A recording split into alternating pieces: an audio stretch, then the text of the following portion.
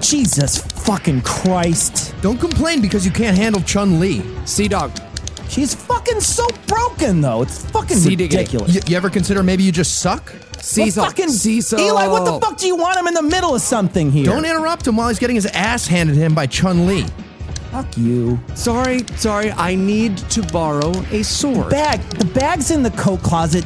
What a fucking cheap-ass throw. This is fucking bullshit. Classic air throw. Dude, what do you need a sword for, though? What are you talking about? I am inspired by this week's topic, so I am headed to Marseille. In Illinois? What the fuck are you gonna do in Marseilles? It's not about the destination, it's about the journey. That is the dumbest fucking thing I've ever heard. That's stupid. That is because you aren't an artist, sweet No, Cecil. I make a living, so I'm Hurtful, different. painful. Yeah. Anyway, which of these is what La Maupin would have used? 17th century France, that'd be a French small sword. That's this one?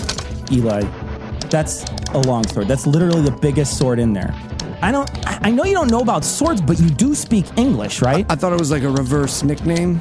It's the small sword. This one. That's a swept hilt rapier. This one. That's a mortuary sword.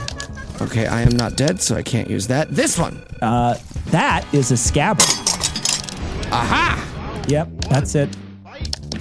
It's the last one in the bag. So how do you use it? Pointy end goes in the other guy. Got it. That's all I need. I'll be back. I'm off to be an opera singer. What? Eli, what does having a sword have anything to do with... Just let him go. Just let him go. Okay. Fucking cheap throw. Fucker. Helicopter kick.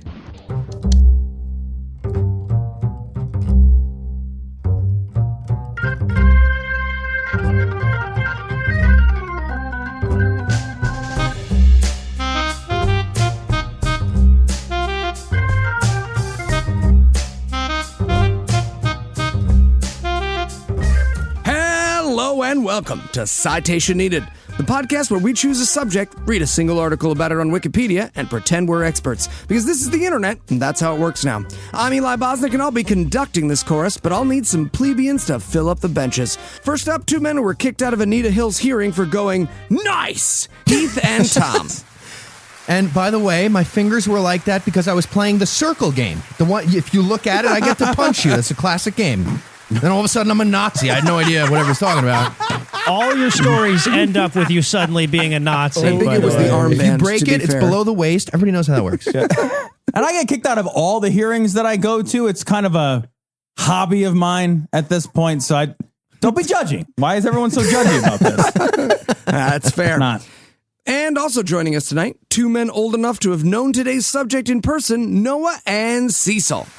Hey, it doesn't count as old if I text the kids to stay off my fucking lawn, right? I'm with it. I knew this lady before there was even grass on the lawn, but so did her lover. Oh. So, you know. Oh, Jesus. Spoilers, Cecil. Call forward. Before we begin tonight, I'd like to take a moment to thank our patrons.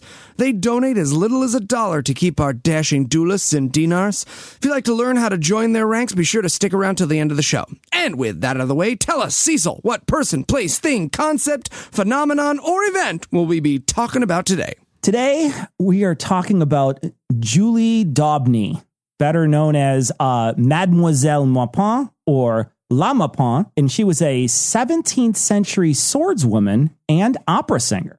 And Tom, you were pretty sure this was a food when you agreed to do this Certain as the it was, subject. unfortunately. Are you Certain. ready to share your disappointment? I am, but I am pleased that Cecil was first to pronounce the name, even though I wrote this. I was desperate not to pronounce the name. I don't know if I pronounce it. Don't go off of me. Don't go off of me, buddy. Follow it soon. You're going to get a million emails. Here we go. All right. So tell us, Tom, who was La Muppet Babies? La Maupin, or Julie d'Aubigny, was a 17th century sword fighter, opera singer, and possibly the most French person ever. Born, maybe, I don't know, in 1673. It's not really known for sure. To Gaston d'Aubigny, a secretary to the Comte d'Armagnac, who was the master of the horse for King Louis XIV. Now, master of the horse sounds either something of a grand title or something perhaps of a perverse hobby. But in fact, it was neither. Well, I was assuming it was the guy who booked Ann Coulter's travel. And Julia Roberts, they both. Jesus. It's fine. Yeah, he's got a lot of options. No, in fact, the master of the horse was kind of a big deal. And the secretary to the master of the horse, Julie's dad, not so much. Julie's dad spent his life drinking heavily and teaching the king's pages to fence. The master of horse, the comp's just like telling everybody, off the embattlement, 2 bounces through the tower, through the portcullis, nothing but net, nothing but net. That's a sports inception reference. The amount of sports you need to know about to get that, it's astounding. Even I got that 2. joke. It's 2. All right. Or the one McDonald's commercial. It's one or the other. You either, You know what? if you know all Don't of take sports, mine. or I've seen the McDonald's commercial. That's probably why I got that joke. Where would you even get a porticultus? They didn't exist yet. Pronounced porpoise, anyways. All right, at times living in the stables with the horses, Julie grew up dressing as a boy and living with the pages that her dad trained. And as a result, she was schooled in dancing and reading, drawing, and fencing. Lots of fencing. As she became proficient handling the sword, her father's boss, the Comte d'Armagnac, decided she'd make a good mistress. At 14. Well, I'm pretty sure that's 18 in metric, but either way, I mean, going door to door was way easier when you owned all the doors. So if she was 14, like, you're fine. But so I get where the fencing thing goes. When your mistress surprises you by saying, but I am not left-handed, that is damn impressive. Right? And that extra finger is always helpful. Absolutely. All right, well, since you can't just take a 14-year-old girl as a mistress without some good cover story. Noted. The Comte d'Armagnac had her married off. What? What? I'm doing the essay. What? It was edited. You don't have to ask. Not now, it wasn't. I said you can't just take a 14-year-old girl as a mistress without some good cover story. The Comte d'Armagnac had her married off, oh boy, to Sieur de Maupin. I pronounced that wrong. Sir de Maupin. And she became Madame de Maupin. For his part, her husband received a nice job in the south of France and decided to leave his young bride at home. So basically, the Comte d'Armagnac bribed a guy with a good job far away to get fake married to his child mistress so he could keep her without scandal. Oh, the scandal's gone now? Is it gone? Yeah, now right. it's gone? He'd be like, no, it's cool. She married a different molester, and I'm molesting her ironically now to teach him a lesson. It's satire molesting. It's satire. Chris Hansen's just like, of course you are. Why don't you have a seat right here? Seat right here. All right, now, I read a number of articles in addition to the Wikipedia on Maupin for this, and one of the things that I love are all of the inexplicable jumps in her story. Because you would think that, like, with all the effort put in to secure his mistress, that Maupin might stick around for a while with the Comte d'Armagnac. But you'd be very, very wrong. No one ever explains what happened to that relationship. But Maupin evidently had better things to do than to be someone's kept side piece, and she became involved with an assistant fencing master named Saran. She's awesome. And right before that, by the way, Comp's voice got way higher. Way higher. Now, Saran's killed someone in a duel, and when he was about to be arrested for the crime, Maupin and Saran's left Paris bound for Marseille. You'd think, as that guy's employer, you do whatever it took to keep him on staff. I mean, he's just really fucking good at his job. It's like, right? It's like firing the kid from Goodwill Hunting for mathing too hard. Man. Or firing Kevin Spacey from House of Cards. Like, you just... Thank let it you. go. Yes. But this is 1687, so just heading off to Marseille is a bit rough. And to make ends meet on the road, Maupin and Saran's made their way, offering fencing exhibitions and singing in taverns and at local fairs. It's your basic traveling stab and sing show. Maupin dressed in men's clothing pretty much all the time, although not to conceal her gender. She just dug that. Once, during an incident known as the Night of Gasps, her gender was called into question by some dumbass who thought she had to be a man since no woman could fence so well. Without hesitation, she pulled off her shirt to prove she was a woman. Presumably she had boobs. I feel like Hillary Clinton was maybe 2 drinks max away from doing the same thing at the end of that last debate with Trump. Like, really close. She's like, fuck it, you're a rapist. We just found out. How can I possibly lose? She's like, whatever. Hill Dog had dreams of a round of that debate being a sword fight. Honestly, I had dreams that a round of the debate would be a sword fight. I also think by this random stranger's standards, Eli could have proven to that dude that he was a lady, right? A pregnant lady.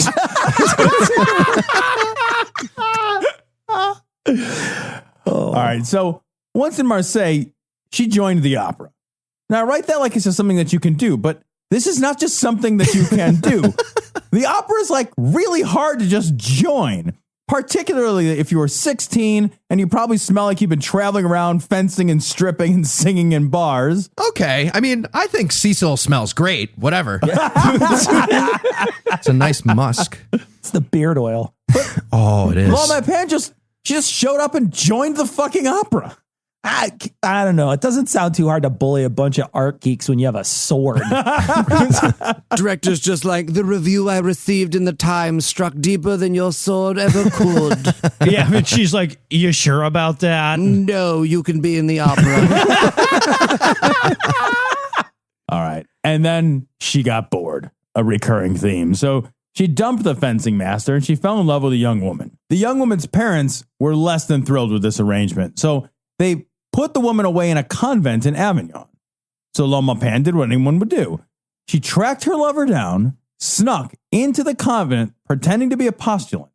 She then grabbed a dead nun's body because I guess there were just dead nuns laying around. I don't know. Just, what's happening? I don't know. What would she have done if there wasn't a dead nun? Stuck it in the bed of her lover, and then she set the room on fire to escape. What? Yeah, and they did. They escaped. Although La Maupin was later tried in absentia for, kidnapping and arson and body snatching and failing to appear before the tribunal. And she was sentenced as a man to death by fire. Oh, and that big affair with that young woman lasted 3 months. Yeah, but she got bored. That girl was just a lay missionary. Religious joke, guys. Oh, God. I don't even think that's a shit tits. Wait a second. Destroying shit, threatening people, ruining the lives of lovers she drags around with her. I can see why people thought she was a man. Like, I get the confusion.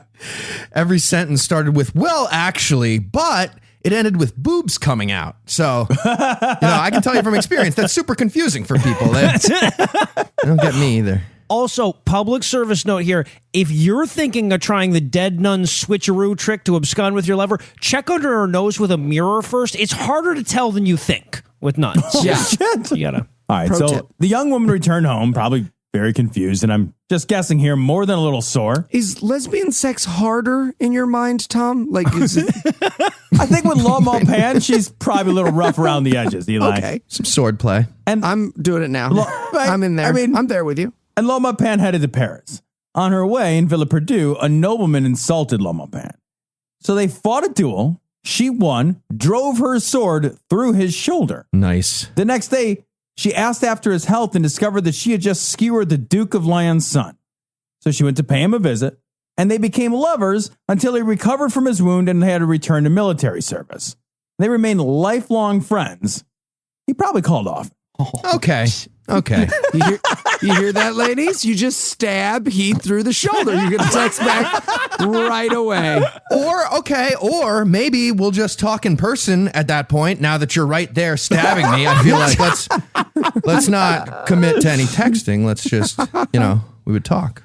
La Maupin continued on the road, not stabbing anyone for a while until she met and began an affair with the singer Gabrielle Vincent Thevenard. Together, they headed to Paris with the hopes of joining the opera. Oh, except that La Maupin had a death sentence for like 5 crimes hanging over her head, and if she got caught, they were going to set her on fire. So she contacted her first lover, the Comte d'Armagnac, and asked for his help. Because I guess nobody is more interested in helping the former lover you abandoned, but he did help, possibly just because she's so much more interesting to watch alive than spit roasted. And the king, for his part, not only pardoned her, but allowed her to sing with the opera. Or like maybe it's the spit roasted thing, or maybe it's because she's been on a Mickey and Mallory-esque murder spree for her entire post-pubescence. I feel like that could be a motivator too, right? All right, well, this show's not over until the fat lady sings, and La Mamba just stabbed and then seduced her, so we'll take a quick break for everyone's favorite use of the interstitial music, apropos of nothing.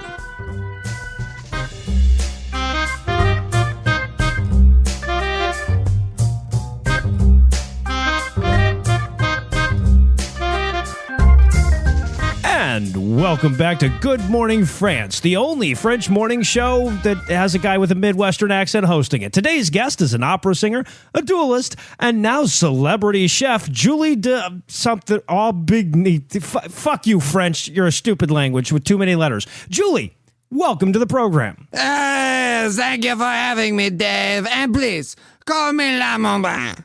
Wine? No, it's 8 a.m. Perfect time for wine. Woo, wine. This guy gets it. Yeah, I do. I get it. So, all right, so La Maupin, what will you be cooking for us today? Well, I was going to make the wine, but you turned out to be a fucking pussy, so I don't have anything. No, I meant what you were going to make to eat. All right, today we are making chicken squares. This chicken, she was my lover, but now I am bored, so I stab her with a sword, and now we season with wine. Woo, wine. Yeah. That guy, he gets it. I just yell stuff. Okay, and what temperature are you going to cook the chicken at? Well, I'm going to light the room on fire, and when I come back, I'm going to eat whatever I can find of this chicken. Or maybe fuck it. No promises. Okay, well, we'll let La Maupin get to the setting of our studio on fire. Just don't touch that dial.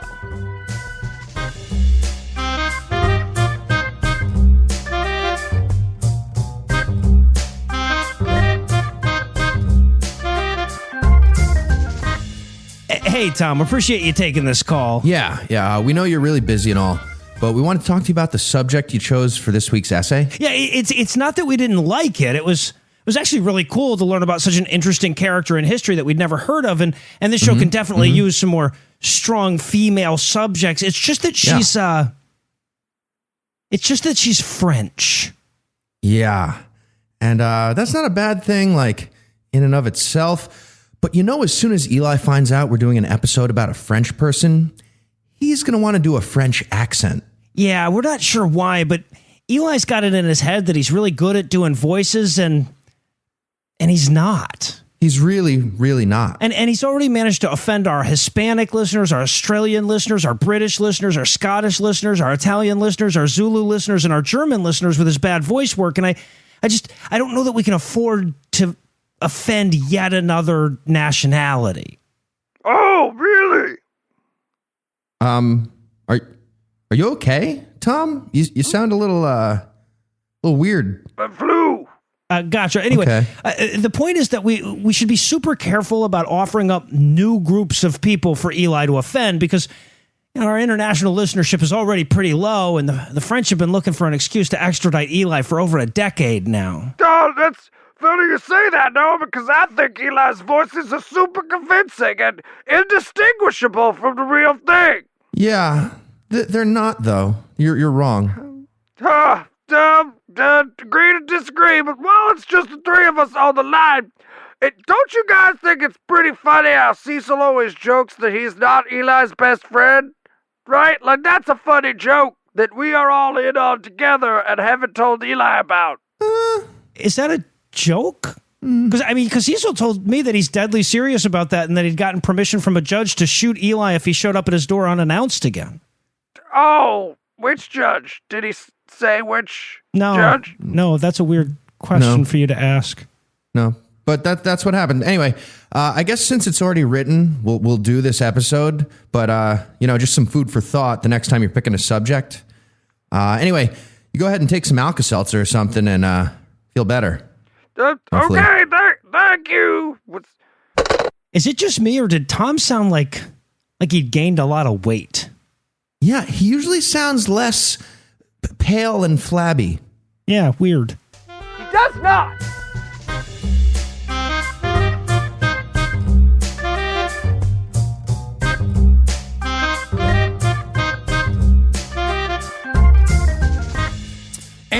we're back. When we left off, we were about to hear a letter from 65 people who La Mamba didn't seduce / stab. Tom, take us home. That was topical when we recorded this.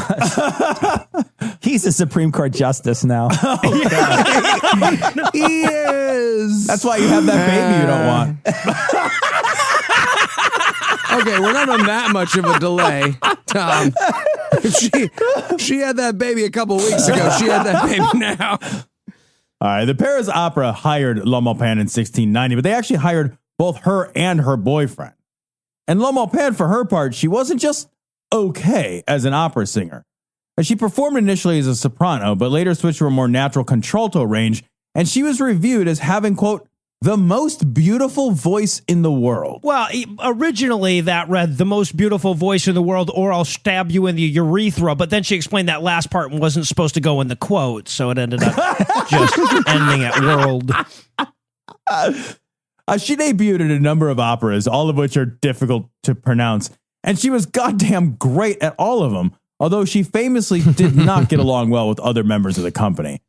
In fact, she beat the shit out of some of the members of that company, most notably beating the hell out of the famous singer Louis Goulard-Dumency, which I feel like I nailed that pronunciation. Oh, yeah. So hard. You know, if I wasn't such a feminist, I might start to think that getting in all these fights might be partially her fault.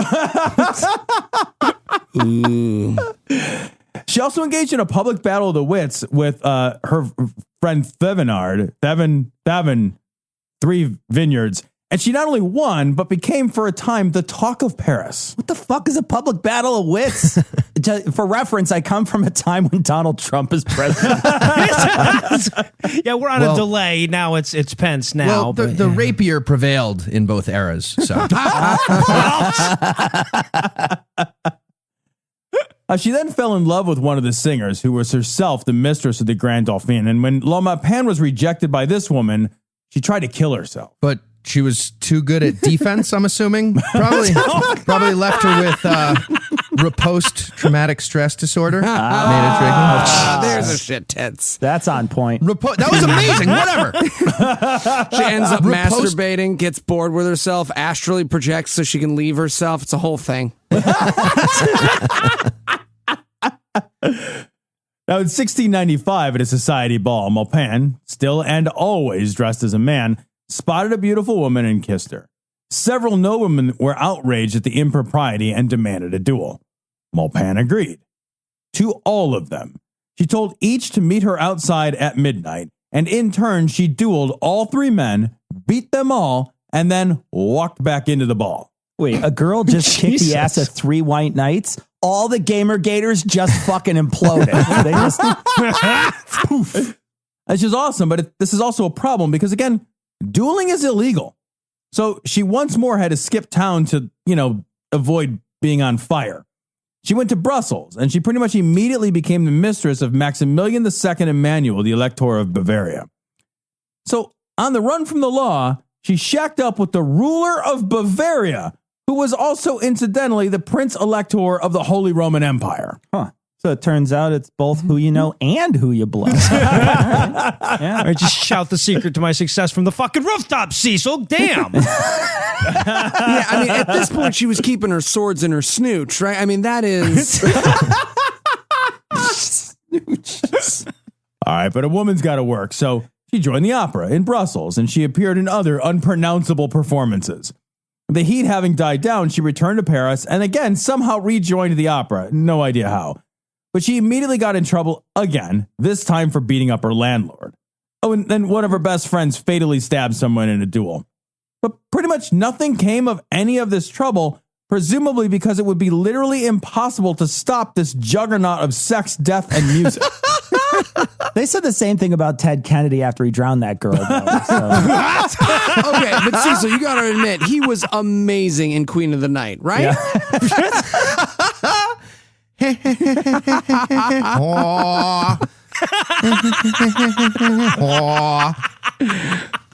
That's excellent. Something like that. In 1705, not only did she appear in more operas, but a very famous opera writing guy wrote an opera specifically for her. Nailed it. If only Mozart had been fucking Ted Kennedy. That's some good stuff. You bring that up a lot, Heath. I mean, I'm not disagreeing. I'm just saying you make that observation a lot. Needs to be said.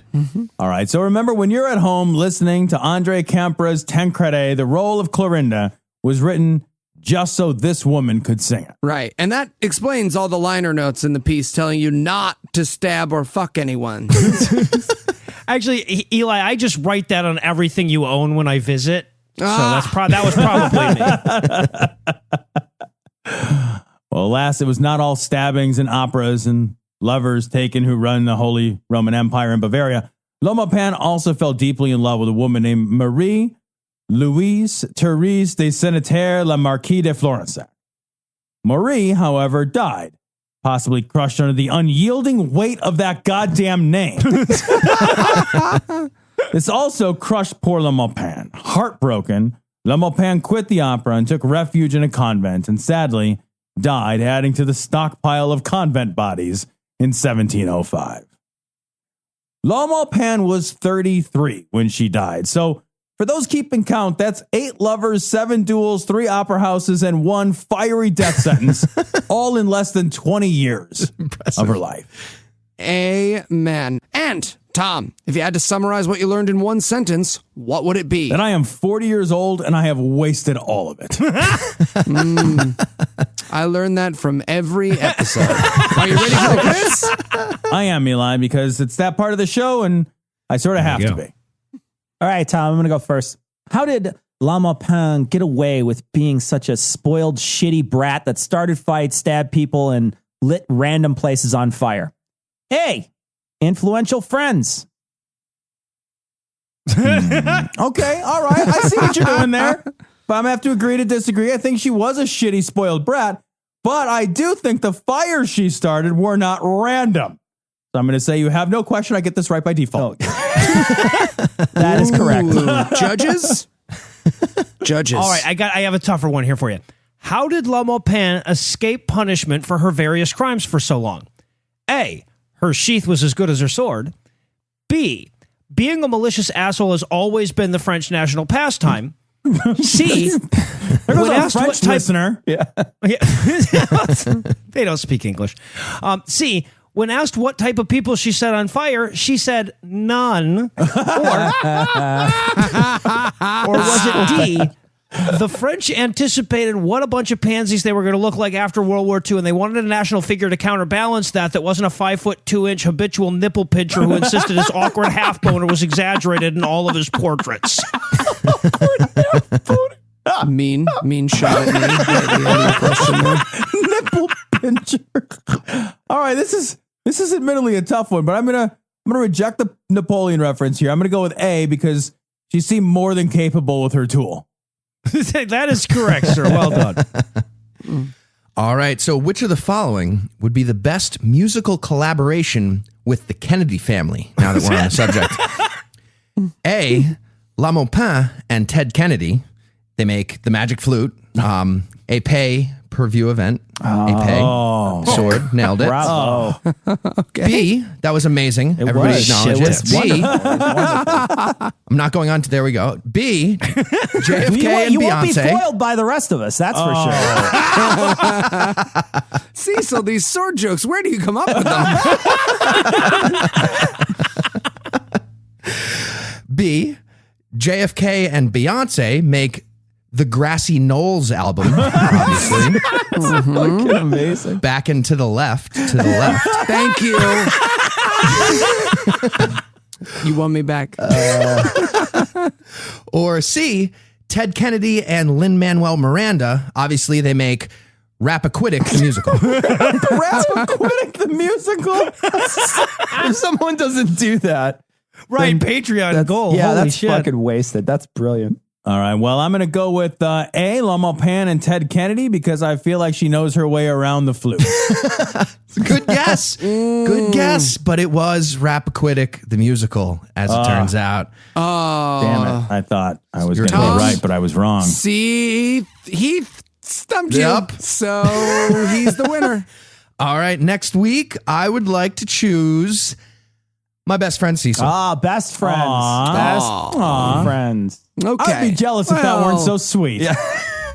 All right, well, for Tom, Cecil, Heath, and Noah, I'm Eli. Thanking you for hanging out with us today. We'll be back next week, and by then, Cecil will be an expert on something else. Between now and then, you can listen to Cecil and Heath on their show, That Sounds Delicious, or you can listen to Tom, Noah, and I on the Interrupting Noah Until He Explodes podcast. And if you'd like to help keep this show going, you can make a per-episode donation at patreon.com/citationpod, or leave us a 5-star review everywhere you can. And if you'd like to get in touch with us, check out past episode, connect with us on social media, or check the show notes, be sure to check out citationpod.com. And remember, Mississippi has the worst drivers. This is really delicious. Right? I told you. Do something else with the wine. Do more wine stuff. This guy. Hey, I'm Ryan Reynolds. Recently, I asked Mint Mobile's legal team if big wireless companies are allowed to raise prices due to inflation. They said yes. And then when I asked if raising prices technically violates those onerous 2-year contracts, they said, "What the f*** are you talking about, you insane Hollywood ass?" So to recap, we're cutting the price of Mint Unlimited from $30 a month to just $15 a month. Give it a try at mintmobile.com/switch. $45 upfront payment equivalent to $15 per month. New customers on first 3-month plan only. Taxes and fees extra. Speed slower above 40 gigabytes. See details.